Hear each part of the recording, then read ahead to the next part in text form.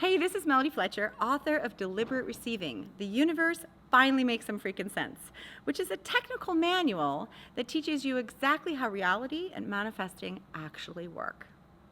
Now, today I'd like to talk about our emotions, specifically anger. Our emotions are just messengers, but many people have gotten the idea that emotions, particularly negative ones, are somehow unspiritual or bad, and we shouldn't focus on them.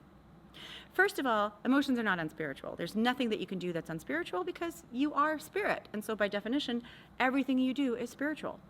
But also, most people think that emotions, particularly negative ones like anger, what they see as anger isn't actually anger.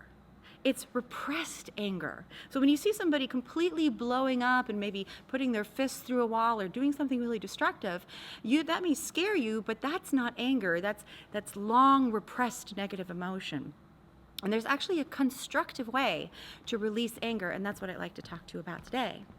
I have several rules that guarantee that your anger release will be a constructive one. So the first rule is that you must do it by yourself. Or, if you can, a trained practitioner who can handle anger, but if you don't have access to one of those, do it by yourself. Why? Because other people are going to be very uncomfortable with your anger, and they might even be afraid of it. And so they're going to shut you down. They're either going to make you feel guilty, or they're going to get angrier than you and try to bully you into submission. So the first rule of a constructive anger release is always to do it by yourself. The second rule is that you don't get to censor anything that comes out. And this is where I'm going to use kind of a gross metaphor, but think of it like taking a spiritual poo. If you've been constipated for a long time, you don't want to hold that in. You got to let it out. So no matter how ugly it's going to be, no matter how ugly the words are that come out of your mouth, you might say, I hate somebody, or this person is awful, or call them names, or curse. It doesn't matter what comes out. You have to let it out. Don't censor anything that comes out. Understand that the longer it's been in there, the uglier it's going to be, but better out than in.